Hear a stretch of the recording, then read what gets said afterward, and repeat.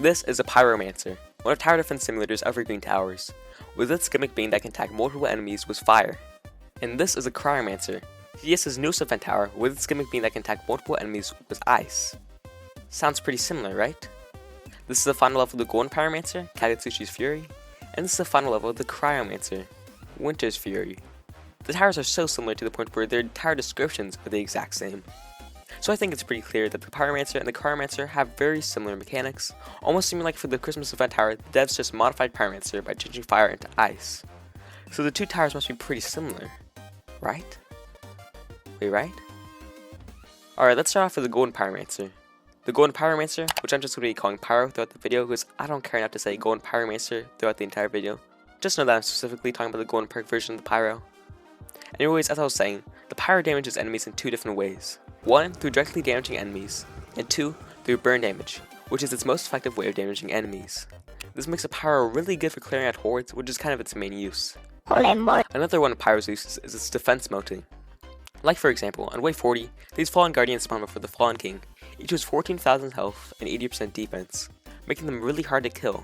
But with Pyro, their defense is cut by half, only having 40% defense, which would make you think that your accelerators, or whatever other late game tower you have, would kill these Fallen Guardians like so much faster.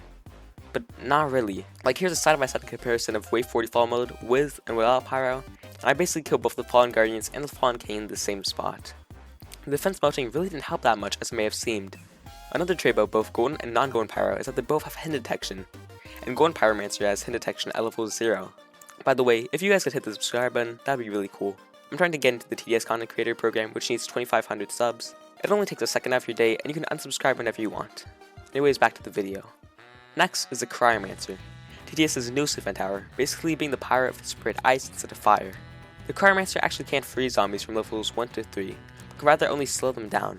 Something interesting about the Cryomancer is that it actually has limited ammo, meaning it has to reload, making it a little bit less consistent at slowing the enemies down.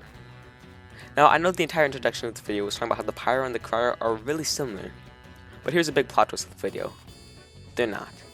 Now yes, they both share the same gimmick of spraying enemies with debuffs, but the two towers work so differently to the point where comparing them really doesn't make much sense. It's not like the Golden Minigunner or Accelerator where they have different gimmicks, but they're both late game towers. These towers are not similar in terms of their actual uses. Back when the Pyromancer was first added to TDS, and it could slow down enemies, I would definitely say it was a support tower. The slowing down of enemies was the main reason people used it past early game, but now with the slowing removed, it feels like its priority has shifted, from being a core support tower to being more of a mixture of an early to mid game and support tower. Cryomancer, on the other hand, is definitely a support tower. It focuses purely on slowing and freezing, not on damage. Now for the Cryomancer's actual slowing down of enemies.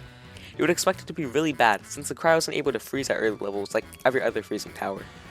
But the freezing effect is genuinely really good. It can be really potent against Fallens if you're struggling with them. Just by placing a couple of Cryos, you can slow them down so much to the point where you don't really even need that great defense, just because of how ridiculously slow they'll move. Something to note about the Cryo and every other freezing tower though is that they have terrible synergy with the Pyromancer, or any other tower that can produce fire. This is because the fire will actually cancel out the effects of the ice as seen here. Take a look at this clip. These enemies are being slowed down by Cryo, but as soon as I place down a Pyromancer, they all speed up again. Alright, now to actually answer the question, which tower is better? Overall, I would probably say Golden Pyromancer, just because its crowd control is really good. It can be used as both an early to mid game tower, plus a support tower. Cryomancer is still definitely really good, but gets held back because it's an event tower. Now that doesn't mean that Pyro is a superior version to Cryo in every way possible. The two have different uses, neither replaces each other. Anyways, that's the end of the video. If you like this video, subscribe maybe. Bye bye.